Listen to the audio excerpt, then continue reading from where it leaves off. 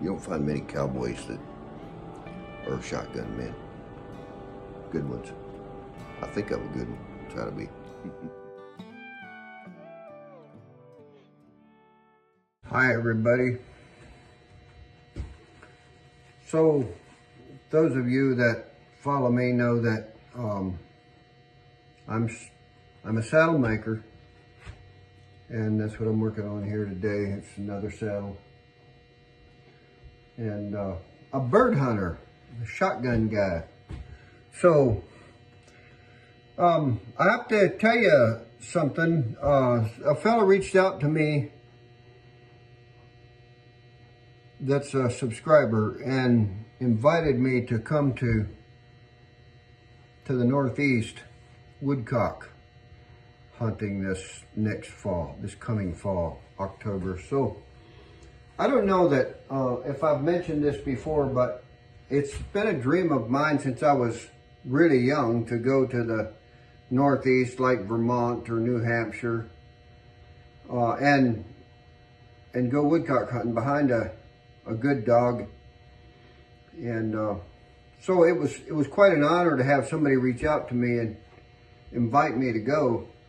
At the time that they called, or they checked in with me, I didn't really have a proper woodcock gun. Now, I do quite a few gun reviews and vintage doubles, you know, that's my deal. I've had my hands on some pretty good woodcock guns in the past, grouse guns, and they always, somebody always buys them from me, so I end up without them again, and we don't really have woodcock here. I did used to woodcock hunt a little when I was a boy in North Carolina. I had an English setter, and we would get a few woodcock that would come through and stay in our swamps, and we could find one once in a while. But it was a good day. If you hunted all day and found 3 birds, that was a big deal. So to say I was excited about going to Maine is an understatement for sure. I'm more excited about that than if I was going to Africa for big game. I can tell you, there's nothing that, to me, more exciting than going to the Northeast and experiencing the fall colors and woodcock and grouse woods there. So I'm super excited. So I began to look for a gun that I wasn't embarrassed to show up with, and one that fit me. And I found one through Alley Goods in Georgia, and it's actually made by Webley and Scott, but it's called it Army and Navy, because that Army and Navy was a store that sold guns in England, and mostly to guys who were in the service, and Webley and Scott provided most of those guns, and for sure a lot of them, and for sure this one. So it doesn't say Webley and Scott on it. Anyways, it just showed up today. I've been watching the tracking number, and I want to show it to you, and I'm gonna kind of do a number of episodes about my preparation to go. I'm gonna rig up a deal at home for shooting a rising target at close quarters in the timber, and I'm planning to go ready. Now this little gun is a 12 gauge. It's a Webley and Scott, or an Army and Navy 25. So it's got 25-inch barrels. It's bored cylinder right, improved cylinder left, and it's got the Churchill rib.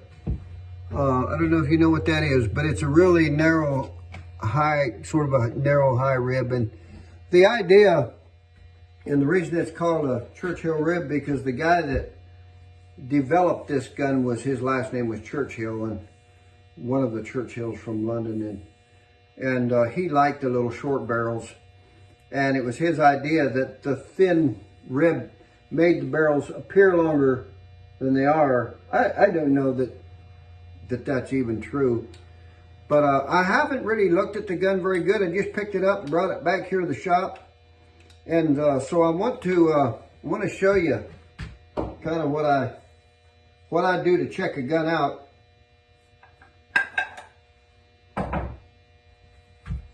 So the first thing you should do, one of the first things you should do with a double is check to see if the barrels ring.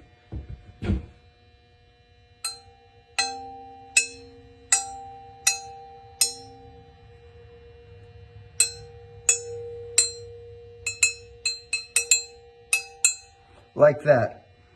So this one rings really nice. And what happens, can happen, if you pick up one and tap it like that and it has a flat spot in it, like a flat sound somewhere in the barrels, it means that the silver solder that they use to solder the ribs on between the barrels has failed.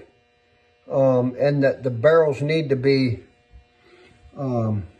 the ribs need to be relayed, which is a sort of a expensive project. So it can be done by a good gunsmith. There's not a lot of them that want to do it, but you can find somebody that will.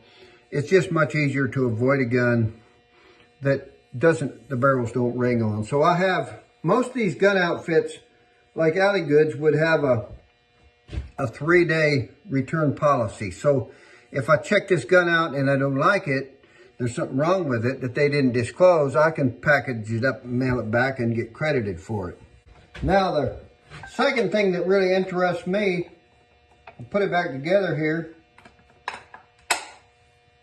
Boy, that's got a nice sound to it. Listen to that. Nice and tight. So you can see that the tang here is pretty well centered, which means that the gun's not worn completely out. If they're really worn out, it'll end up way over here on the left side of the gun. You don't want one like that. The other thing that concerns me, because I'm left-handed, is if the stock is cast left or right. It's been my experience that about 98% of English guns are all cast off, which is wrong for me. It just happens that this one is straight. So it's not cast left or right. Let me get that where you can see it. Oh, if I would have been really lucky, it would have been cast on, which would be to the left, which means they bend the stock. They bend the stock right in here. And I know how to do that. In fact, I figured if I have to do it, I'll video that and I'll share it on here. So with one of the episodes that I show you of getting ready to go woodcock hunting. So if I bring this gun up like that really quick, the Churchill style of shooting, which is where you don't follow a bird, you don't have sustained lead, you don't swing through, you just shoot instinctively, up and bang. That's how you shoot it, up and bang. So you point your gun, you walk in like this, and when a bird gets up, you're here. You don't want to have your gun down here. You don't ever want your barrels to be above your target, so your gun goes straight out and into you like that. And you never look at your gun, you just look at the bird. So I'll go into that more later.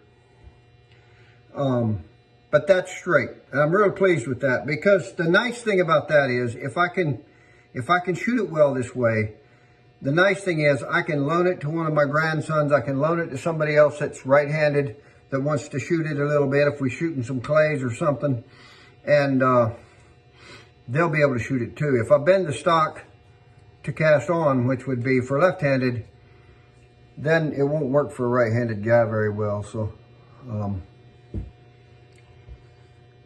there she is. Got the dilly latch button. That light's kind of ornery there.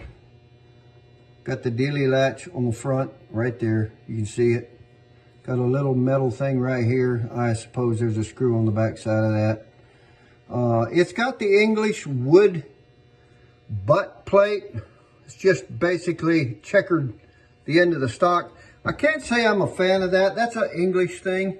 It seems like 95% of their guns look like that. And I'm pretty sure if I like the gun, I'm going to take the time, take it to a gunsmith, or do it myself, have this stock cut, and add a nice bright red recoil pad to it, or orange recoil pad. It's something that looks really, really good with it. And I'll take you along on that journey too. I put on a lot of recoil pads. I just hate that wooden look. I don't like a gun that if I set it down in the shop on the butt, that it can slip. Or if I set it down on wet ground, that it's soaking up water, mud or something. So I don't care for that. The gun's functional that way. It's got decent wood. Most people ain't gonna like this. It's got 2.5-inch chambers. So you can't go anywhere in Walmart or Cabela's and buy ammo for it. You have to know where to get 2.5-inch ammo. Of course, all English guns, for the most part, if they're made for the English market, are gonna be 2.5-inch. That's what they do over there. Our guns over here are almost all 2 3/4 inch, unless they're like turn of the century guns. Some of them were 2.5. Some of the Parkers and Foxes and LC Smiths, a lot of Parkers. But this is a 2.5-inch gun. I haven't dated it yet. I gotta look the serial number up and see possibly when I can figure out when it was made, but I'm guessing in the 60s would be my guess by the look of it. Which doesn't make it real old. That's when I was made too. 61. I'm a 61 model. So it's got 2.5-inch chambers. Part of the reason that appealed to me is I've got a lot of 2.5-inch ammo. So if I only use my 2.5-inch ammo in this gun, I probably have enough ammo to last the rest of my life for if I just hunt with it. If I start going and busting a bunch of clay targets with it now, that'll change the picture. But I typically don't like to shoot a lot of clay targets with my game guns. I personally think a guy should have a target gun, like an over-under or even a side-by-side that's made for a target gun. And save your game guns for game. You don't wear them out quite so quick, and most of them will outlast me for sure anyway. But I want to be able to leave them to one of my boys or my grandsons or somebody. The other thing is an ejector gun. So that's one thing I have to figure out. I'll put some snap caps in it. So that's the other thing with the three-day inspection that you get with Alley Goods and most reputable outfits. It's a non-firing inspection. So you're not allowed to go out there and bust a bunch of clays, and if you can't hit nothing, turn around and say, I don't like it, I'm gonna send it back. It has to be non-firing. So I'll take this little gun, I'll throw some snap caps in it, click it, make sure the safety works, make sure it spits them out, make sure that they work individually, make sure that they work together.